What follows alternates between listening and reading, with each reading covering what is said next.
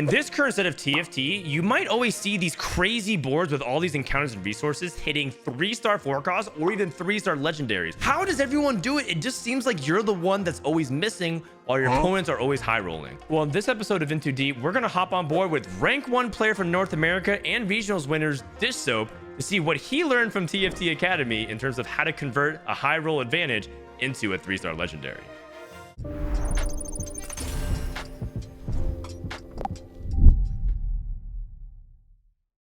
Dishsoap is currently rank 1, which is pretty common occurrence for this guy. Ever since he broke out into the scene in set 6, he's been rank 1 every single set. And now he's also a regionals winner, which is incredibly difficult. Winning North American regionals, in my opinion, is one of the few tournaments that are just as prestigious as winning the World Championship itself, because it's very difficult and it is one of the best regions, which I know might be a hard fact for people to accept if they come from other games in esports. Dishsoap is playing on the Bard level 3 portal encounter, meaning that you're going to start off with 3 champions and you can't really roll for 1 cost nearly as effectively because you're going to push naturally to level 5 much quicker than usual. It's not currently a big part of the meta. Right now in the meta, everyone's rolling for 4 costs. Everyone wants to play around Ashe and Kayn and other kinds of frontline mixed match backlines. So 1 cost reroll is not going to be expected anyways, but something to keep in mind in case it comes back in a future patch. Dishsoap is starting off with Ahri and Kha'Zix as potential item holders. Ahri too is actually a really good item holder for all kinds of items to start off the game. A lot of people really think about putting things like Shojin, Morello, Shiv onto her, but she also can hold AD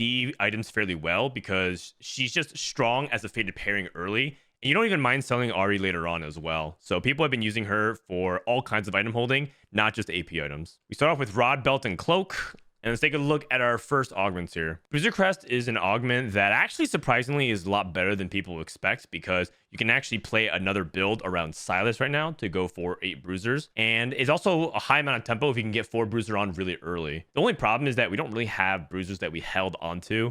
And so I wouldn't take Bruiser Crest unless we already had things like a Kubuko pair and maybe a Rek'Sai 2, like something that just helps anchor the bruiser frontline, because right now we had to start going backwards and collecting all the 1-cost bruisers. Tons of stats is okay. It's never really something you're super happy about, but also never bad. It's a good default option to fall back onto, but I personally think that it's not worth going into early because in the very beginning of the game, we're looking at Econ. If it's going to be a level 8 meta, you need a lot of gold. Getting anything that can help your economy early snowballing is really, really powerful. Escort Quest is actually a really good Econ augment, but the problem is that you have to make sure you have a good enough board to build around it. A lot of times people take Escort Quest and then they find out that they're not actually able to win many rounds. And then they also feel like trapped because they have to keep winning, but then they lose, win, and it doesn't feel like they ever put together a really good consecutive streak. And so it's really conditional. And Dishsoap would have to pick it only if he feels like his board is good enough to compete. Also worth noting that everyone's level 4 because of the portal. So you're not going to have those easy free wins where you scan around and some people are just stuck on level 3 while they're trying to lose streak. Everyone's going to be level 4, so you're likely going to run into a lot stronger boards than average. So he should only really take Escort Quest if he feels like he has a really good chance of win streaking. Interesting enough, Dishsoap is leaning towards Escort Quest. He rerolled options 1 and 2. And we kind of get introduced with some of the same things, but inversely from 1 and 2 options. Harmless 2 is a combat augment that's bad early and better late. And again, like we said, it's not something that you're ever unhappy to have because Harmless can be good, but it's just not something that we read right now because we want to have economy. Lucky Pause is really interesting if we got Kabukos, which we don't, and we don't have any of those bruisers, so it feels like we're kind of forced to pick Escort Quest here. We're scouting around just to see and double check if Escort Quest is good enough. No one has anything crazy impressive like 2-star Darius and a bunch of Story Weavers with maybe like, other people hitting Ink Shadows. Those are some of the strongest openings currently on stage 2. And so he takes Escort Quest, recognize that playing around a Mumu can be a really powerful 3 cost, and then go for things like Win Streak and pile a bunch of gold together. His chat is complaining. They're typing Bedge, which is the emoji of a frog falling asleep. And that's the opposite of Wosh. I don't think anyone really is asking questions about it, but just in case anyone never really knew what the emotes meant on Twitch. And if you don't, good job. That means you probably never had Twitch brain rot from watching TFT on that platform. So we queue up against a player that took Combat Caster. They're trying to fight for Tempo Win Streak as well, but because we have Ahri2 and the Alawi plus a Mumu combo, we start our win streak, and we're starting to snowball a little bit. Dishsoap now at 2-2 has the option to put 8 gold into leveling to level 5 and pushing his advantage. You really want to do this with Escort Quest because You just want to stay ahead, and you can make up that gold that you lose by not making interest thresholds by getting things like the win streak going and the escrow quest. And the escrow quest is such a powerful thing because 3 extra gold is like almost being on a full win streak. So you're going to be a full 30 gold in terms of interest ahead of your opponent, plus that win and that win streak gold. There's just a lot of gold to be leaving on the table. So that is why escrow quest is so important to snowball. Push those levels, push your tempo, and make sure you grab those wins. Choosing to hold onto some of these like behemoth pairs, he leveled to play the heavenly unit, which was probably the strongest board, but now he focuses on making gold. And in these kinds of situations, yes, you do want to hold on to like units to be as strong as possible, but at the same time, you want to make sure that you're still hitting those interest threshold points. Some people might feel tempted to say, hey, like I want to hold on to everything I can because I want to be as strong as possible. I can make up that gold if I win. But the better case scenario is make your interest thresholds and win. He slams a cloak onto the Amumu. It might end up making a difference. The cloak ends up being something that's good against magic damage, which I think Kabuko does generate with his ability. So he's thinking, hey, maybe I just had that little bit of extra magic resistance, which might swing the fight. And it didn't end up mattering that much because his opponent was still stuck on level 4, but he got that win and he slammed. And that cloak is likely going to be on that Amumu anyways, which I think is okay. Oh, this encounter, everything is 4 costs, but he's going to be last pick, so he just has to roll with whatever he gets. 4 costs in general are so good. You're really happy with a lot of frontline ones. In this case, he's playing around Warden, so maybe things like the Nautilus would be really good. Ornn is also really good, but he might just be playing whatever he can get. He's actually going for Lee Sin instead of Nautilus. Lee Sin has a cloak, which makes a Dragon's Claw instead of a stone plate on a Nautilus. But I do believe that Lee Sin is an Exalted unit, and I think we talked a little bit, and being able to hit Exalted early is really powerful. It kind of compounds all the same things that he wants, which is heavy focus on economy. And so now a lot of people are thinking about taking Lee Sin off Carousel, but if Lee Sin can fit this board, okay, so he's leveling and now going to go to 6. He's down to 4 gold, so he's kind of poor, but he's going to go for maximum tempo, which now has become infamously known as the Bebe level, to almost nuke your entire economy and try to push levels. But hey, he still made 10 gold and he's getting that 1 EXP from Exalted. Really cool aggressive play coming out from Dishsoap. Not many people are usually level 6 while making economy. And this also kind of bridges him into a different line. Initially, it looked like Dishsoap was angling for Porcelains and Ash because he had a Mumu as a front line and then maybe just play like an item holder on Ari like we talked about.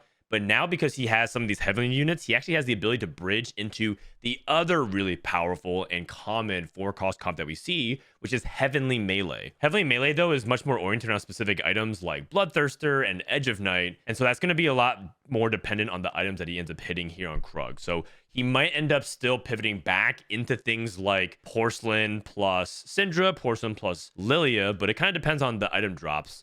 And so it's interesting that he actually positioned himself right between the lines of being flexible enough to play either the Heavenly 4-cost or the Porcelain 4-cost. I really like his setup. I think it's very smart. And also the fact that he's full 5 streak, he's making 20 gold, which is ridiculous. A lot of people are usually level 5, 30 gold. And the escrow quest is going to continue snowballing. It's going to be a really crazy game. He's able to maintain this win streak. So level 640, and now he levels to 7. That's so insane. He does have a unit to play. He can play this Soraka. Okay, he's actually flirting between the idea of putting Malphite or Soraka in. It's a natural interval to level to 7 at 3-1 because he's had a couple turns of Exalted. So instead of being at 3-2, it's at 3-1. So it's a clean interval. He's still making 10 gold, but that 10 gold plus the win streak gold plus the escrow quest is almost like he's making 60, 70 worth of gold interest. And so he's still keeping up his gold generation really high. It's not maximum value, but it's still an immense amount of gold that makes up for that difference. Let's take a look at these augments and talk about them a little bit. Rolling for Days is an Econ augment. I don't think 18 free gold in terms of rerolls is something as valuable right now because we're low economy. Right now, we have about 20 gold. So let's say we take Rolling for Days, and if we use it right now, we're going to have to dip into those gold reserves to buy the units. You would get the free rerolls, which is nice. But let's say you roll and you find a Kayn, you roll, you find a Morgana, you roll, you find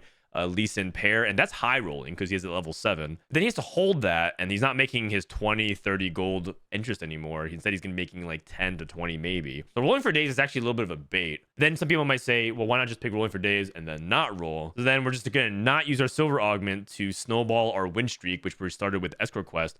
We actually want to make sure that it lines up systematically with our approach of the game. And so because we want to have something that kind of lines up with escrow quest, I don't think it's rolling for days. Blistering Strike is not that interesting to me because he already has anti-heal. So Morello already makes Blistering Strike not that interesting. And then late game specialist, while I don't actually really think it's impactful right now, I think late game specialist is a lot better than rolling for days because it kind of at least makes sense for the late game that you want to play for, because when you get to level 9, you get a bunch of gold, and then maybe you're able to roll for a bunch of 4 and 5 costs and then cap out your board. Not to mention, late game specialist is just more raw gold value than rolling for days. Rolling for days is like 18 gold of rerolling, and late game specialist is just 33 gold. And so if we're going to be like taking rolling for days and then not using it, I think we might as well take late game specialist. But in general, I'm not a fan of all of these. I'd probably just choose to roll all of them. Let's see what he does. Dishsoap chooses to roll options 1 and 2, and he has Harm Assist and Pandora's items. Harm Assist 1 is not particularly too impressive. It just gives a little bit of Omnivamp, and it's okay to take now because it's like the only combat you can get for silver, but I generally think it's like slightly underwhelming. And it's okay though, because ultimately we're still keeping ourselves open for a melee carry option, but I'm not a huge fan of Harm Assist. I just think it's kind of mediocre. And Pandora's items is a little bit awkward right now because we have to wait potentially a few rounds before a payoff of getting a completed item, and so we might not get value there. And he chose to hold into late game specialist, so that means that he's actually considered taking it. And I don't think either of these two options are as good as late game specialist for the kind of situation that he's in if he wants to fast 9. But the only thing about late game specialist is that he kind of needs to recover his economy. If he loses here, he breaks his win streak gold as well as his escrow quest gold.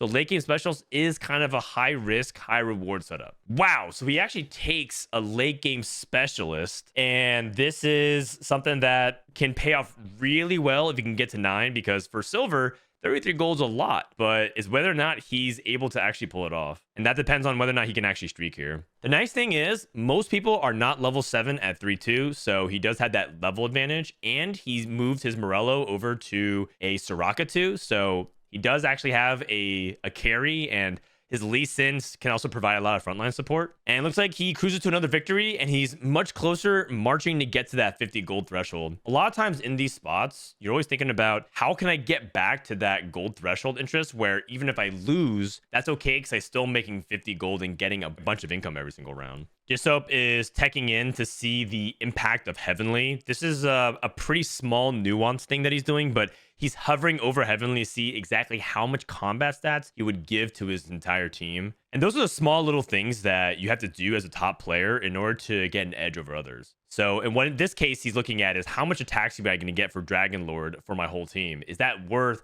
dropping the additional Heavenly bonus for getting resistances from Malphite? And he decided no. He'd rather just play deeper into the vertical and make sure that the team front line is a little bit tankier, as opposed to get a little bit more attack speed, which is offensive power and that true damage. And it looks like that small little margin could potentially have made a difference, although he's level 7 versus level 5, and he's also selling aggressive to make 40. And just look at how aggressive he is to get back to 50 gold as soon as possible. 2 rounds ago, he was not even making 20, and now he's at 40 making 50. With Exalted, with the escrow quest, everything is starting to snowball and compound onto each other. And so this is the payoff of taking a risk early, being aggressive, and leaning into the momentum to continue to compound that lead. Oh my goodness. Dishsoap also just found a Econ and now can play Altruist, which accomplishes the same thing as Malphite, but plays also the Dragon Lord. That is insane. It's actually so good. His chat's reacting with a bunch of poggos, and that's appropriate because before he was weighing the value of some resistance from Malphite versus Dragon Lord. Now he has both the Dragon Lord and the Altruist resistances, which is equivalent to the Malphite. And he also gets a better quality unit because Rakan can actually deal damage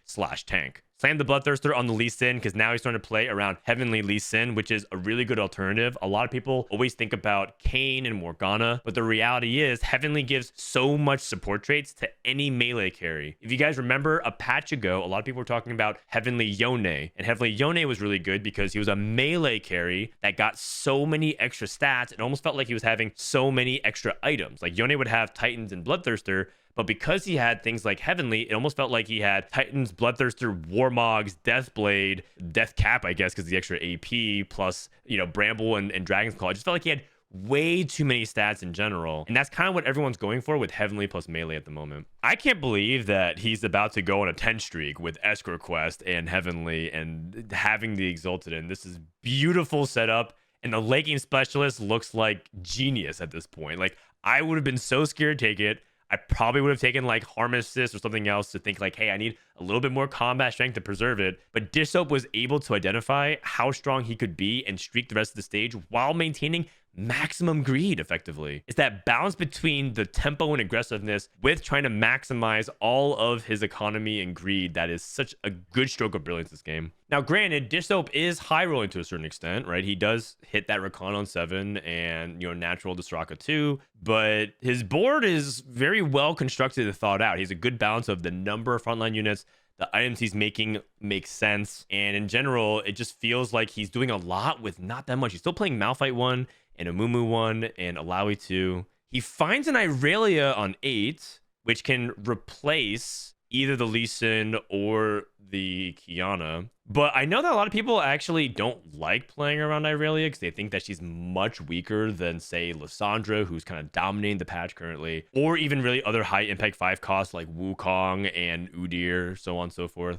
But I really think that Irelia adds a good amount of secondary damage. So putting that in over the Kiana makes a lot of sense because it's just another duelist that can complement it. And yeah, you lose a little bit of AD, but Irelia also just adds a good amount of damage. Look at that, 2,600 onto that damage just for having no items. That's a good amount of support. And I think this damage is actually a really good summary of why I think it's such a good board from Dishsoap, because it's the sum of the parts. It's no individual that's like hard carrying, all about that team effort that he's done by constructing his board. By the way, slamming Rage Blade, slamming Thief's Gloves, just other high tempo items, recognizing that these are items that are playable now and that he can also find good uses of it later. In general, whenever you're playing for 5 costs, Thief's Gloves are always good because you can always put them on a legendary unit and feel like you get value. Stationary support, new recruit Pandora's. Stationary support is really good in the data because whatever combination you get of support items can generally be really, really good. Think of the power of Accomplice. It's just combining 2 support items can be very, very powerful. It also has the power to troll you really hard if you end up getting a bad combination that doesn't work well. Let's say he gets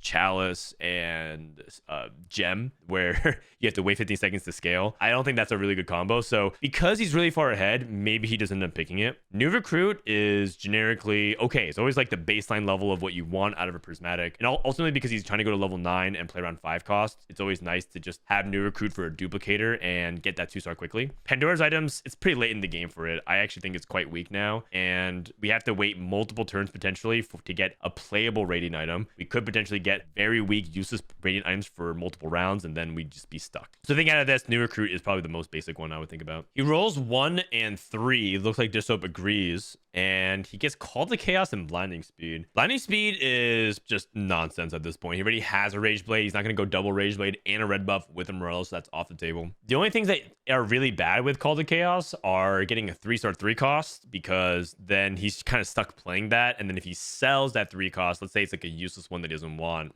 let's say like Volibear, for example, then he probably has to sell it, and then that's just like less gold than a really good Prismatic. So there's a 10% chance that it really screws him. But that being said, it could give him something really, really good. A bunch of EXP and gold, so we can get to 9. And then if he gets EXP and gold, and that leads to more gold as late game specialist, that might be too much economy. Triple econ with Escrow Quest, late game specialist, and like economy Call to Chaos might be too much of the same thing. Feels like having diversity of augment options is generally a really good balanced approach. But there's also critical mass. So if you have so much economy, you could 3-star stuff and just win the game. So there's a possibility that he goes for Call to Chaos as well. I generally think if you are so far ahead, Call to Chaos might feel like excessive, because if you take it, there's still that 10 to 20% chance you might just like lose on the spot and feel like you threw a game. If he's 95% chance to like win from this spot, why take Call to Chaos and lower the chances of that happening? So we'll see. I personally would take New Recruit here. I'm open to seeing what he takes. Okay, it is indeed New Recruit. And he's pushing to 9 right now. That's actually a little bit earlier than I thought he was going to do, but now he's rolling at 9, and it almost feels like he's rolling at level 8 odds. He's just been hitting a bunch of 1s, 3s, and 4 costs. But he is at level 9 indeed, and he's using that extra gold to stabilize his board and now win. He did have to actually roll for an additional unit because of New Recruit. Also, his his chat's complaining because they thought that he was going to take Call to Chaos. Yeah, it looks like overall, Dishsoap is now successfully level 9, and if he can once again kind of get back to the same spot he was a stage ago, at 3-2, he's at level 7, 10 gold trying to make 20. He's now at 4-2, level 9, trying to make 20, and so far recovering versus economy. This is an incredibly advantageous spot for Dishsoap. This guy's level 6 on the other side. He's level 9 with 20 gold, playing Rakan, Lee Sin 2, and a Irelia. This is crazy. Soraka offers a permanent support item. Talking about this spot, we already have Shred in the form of Irelia, so we don't necessarily need Obsidian Cleaver. Aegis is generically good. Resistances plus attack speed. It's just kind of like a miniature, like heavenly package in a sense. Just giving you a bunch of stats, which is really nice. Generically good. Caesar Bot's also underrated, but we have so many melee and units already in the way. It's going to be kind of awkward. Shroud's Fitness is also probably really hard to take here because, one, he's streaming, so he's distracted. It's going to be hard to land Shrouds consistently while answering questions and talking to chat. And two, it's hard to deal with people's judgmentalism. Like, people are just going to see that you took Shroud and you can't take it back. It's a decision you made and people will think less of you. You just can't really shake off the rat allegations. Oh, an Obsidian Cleaver. And he takes out Irelia, hits a Wukong, and now he's actually going the opposite direction. Before, when you had Irelia on the board, you were dealing mainly physical damage around Lee Sin and Irelia, and so you don't really need to have Obsidian Cleaver because Irelia can provide that Sunder. But you can also justify it the other way. Putting a Obsidian Cleaver onto your board means that you don't need Irelia, so you actually free up a unit onto your board. And so it actually has like a give and take that kind of cuts both ways in TFT, which is really interesting. It's like, yes, on the one hand, you have Irelia, so you don't need Sunder. But by taking Obsidian Cleaver, not only do you get the ability to Sunder, but you also can Shred and free up a slot on your team to play another 5 cost. In this case, it was Wukong. I think that's really clever. And it's just rewarded with another win. One person's already dead and forfeited at this point. Things are just looking so easy. And keep in mind that Dishsoap has also been playing Exalted still to this point. So now we're pushing for a level 10 because it feels like he doesn't really have to roll much at 9. I think a lot of this spot, people think about rolling at 9 to get 5 costs, but the reality is you'd have to roll a lot in order to upgrade his board, because if you think about what he needs to upgrade, he's missing Nico 2, Malphite 2, which are low odds to hit, and he would have to roll a lot because he has 10% odds of hitting 1 and 5 costs. He would have to roll so much in order to hit things like Rakan 2 or even start building a new 5 cost that he hits.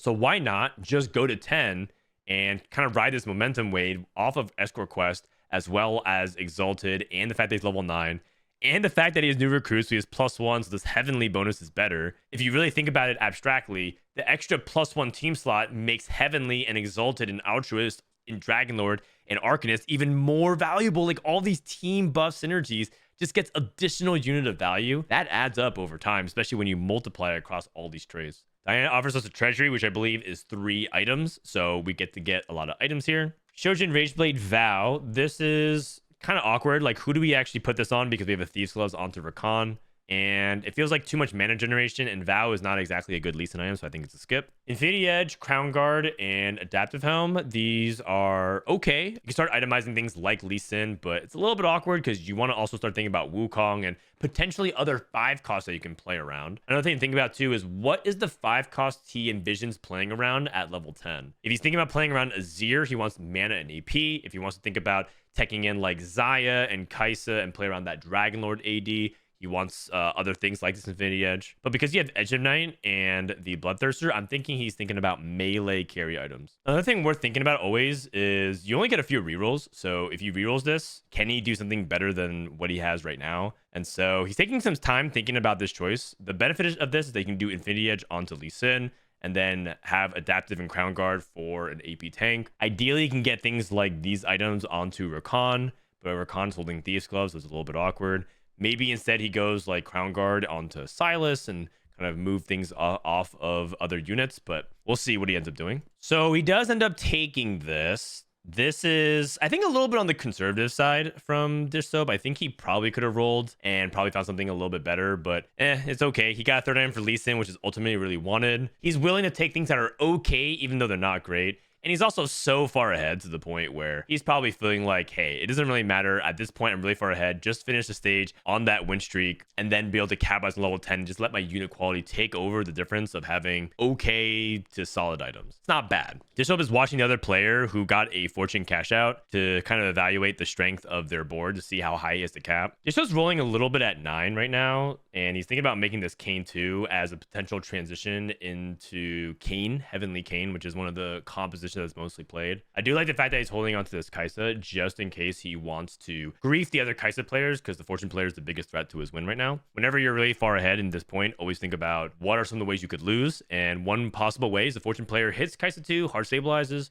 starts to compound onto their comeback potential as Fortune player, and then just stop them while they can. Just hold on to some of their units. Ends up selling it though, because he doesn't have the bench space for it. And now he's rolling and slow rolling at 9. I kind of thought he was going to go to 10 based off of the way he was playing it out, but it looks like he's rolling for 3-star 4 cost as his win condition. He has a duplicator, so I think the way he's approaching it is, I'm so far ahead economically, rather than go to 10 and try to play for 2-star 5 cost, I can utilize my massive economy, roll a little bit, use this duplicator to hit a 3-star 4 cost, and then win the game there. And because of it's being a 4 cost meta, there's so many people pulling 4 costs out of the pool, which makes it really likely if you have a uncontested 4 cost unit to hit a 3-star. So I think that's a really good alternative win condition as well. That's why Dishsoap is scouting very meticulously and looking at what he could potentially hit. That's a 3 Morgana shop, which is insane. So Morgana 3 is now on the table. That's a double Hui, so he has Hui 2, and he can use Hui to print a 3-star Morgana. Kind of crazy stuff happening here. He's going to put the Morello and Obsidian Cleaver onto Hui. Hui is full utility, just casting, shredding, anti-healing, everything. Does look like we finally lose our first fights though. And now we're at the point where it's a little unusual. We haven't been really losing much this game. So let's see how Dishsoap converts this into a win. This is one of those high roll spots where it should be unlosable. Dishsoap has encountered a Rakan pair. So he's going to sell the Alawi, put these items onto the Rakan 2, and the Rakan on the bench that's holding Thieves Gloves will pop off the item because there's not enough item space onto that unit. And so it's a nice little way you can kind of get the effective of a magnetic remover without actually having to have one. Rakan 2 now is a real threat because yes, Thieves Gloves is good on those 5 costs that we mentioned, but Rakan really wants to have specifically AP. And so now he has, Vow, Crown Guard, and Adaptive, which are pretty solid AP tank items. And now Rakan can go in, deal some damage, and he can transfer his Thieves Gloves over to the Udyr successfully. Still kind of treading the waters between Lee Sin 3 and Morgana 3. Also, rolling for 3-star 4 cost is a little bit of a double-edged sword. You do end up hitting a powerful 3-star 4 cost, but other people are also getting reduced pools because you're pulling a lot out. So he's scouting to make sure to see that no one else is chasing a 3-star 4 cost. Also, someone is confirmed to be holding a Lee Sin, so it's a little bit tricky for him to hit, although he does have a duplicator to help him hit. And Hui gives him so much inevitability because he's able to get a guaranteed 4 cost from this. He can roll with 1 turn remaining on the 3 counter and just make sure that he hits a Morgana 3 or Lee Sin 3. So if you think about it, this is like him having a second duplicator. So he has 5 Morganas on the bench, 2 through this. So he just has to find 2 more Morganas or Lee Sins. Man, I'm not sure about you guys, but this Rakan has been really impressive with how much damage he's actually doing. I think a lot of people aren't positioning around Rakan because they tend to clump in the late game. Like if you look at these boards, Rakan's going to always jump into here and AoE this entire circle and deal like 4,000 damage. And so you just have to be really careful not to clump too much in these late game situations, especially if you see your opponent has a Rakan. Same thing here, Rakan jumps into there. This is actually a matchup that Rakan doesn't get that much value in it because you're naturally forced to spread out. But Rakan would jump into here as well. Like nobody is really positioning around Rakan. And Rakan also dazzles the opponent by reducing some of the damage they deal. So you're just kind of hurting yourself by clumping into Rakan. He's econing back up. He's going up against a ghost fight, so this should be a lot easier and probably gets another win. I really like the incorporation of playing around Heavenly just around these other units like Lee Sin, Hui, Rakan are not exactly the common Heavenly units you play around. It's usually Kayn and Morgana. Holds a couple of other 4 costs just in case it ends up thinning the pool out slightly. More players are dying. That is another thing to think about. As you're killing off more players with 4 costs, you're inserting more back into the pool. So you do kind of have this window where you want to make sure and try and hit it as fast as you can because the more people that die, the more 4 costs that are back into the pool. Pop the item anvil and see what we can get. Looks like maybe a 3rd Wukong item could be nice. Giant Slayer makes sense. And Dishsoap's kind of conflicted between whether or not he wants to level and roll a little bit more because he could just slow roll and try and collect more 4 costs. But now he decided to instead level and play around the Morgana. I think Morgana gives him Sage, which is actually a ton of value because, again, another big board-wide team buff. Sage affects everything in the front 2 rows and everything in the back 2 rows. So he gets a bunch of Omnivamp on his Rakan and his Wukong and his Lee Sin. as well as backline AP for the Hui. And his opponent's playing Lucky Paws, just has way too many targets to take down individually, just can't really actually handle so much value on the board. Okay,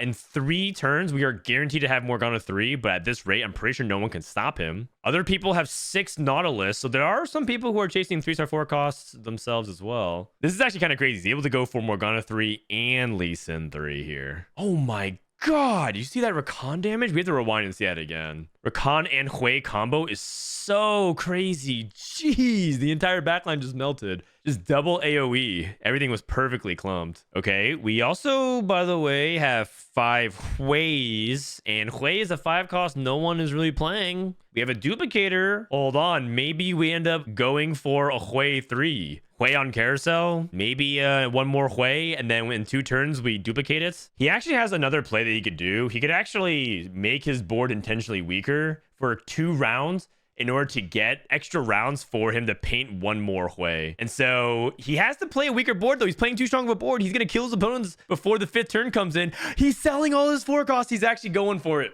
He's actually going for it. The 3-star Hui attempt, but he needs to buy time. Oh, no Hui on carousel. Oh, man. This entire chat is losing it. They want him to go for a 3-star 5 cost. I mean, if he hits this guy's a legend, right? He gets a Heavenly Emblem, which is pretty good. Now he's rolling at 10. Just needs to find 2 more Huis. That's 1. If he finds 1 more Hui, he is guaranteed it in 2 turns. He just needs to sack 2 rounds. Oh my God, he hits 2 Huis. He immediately hits it. Oh my God, 3-star Hui.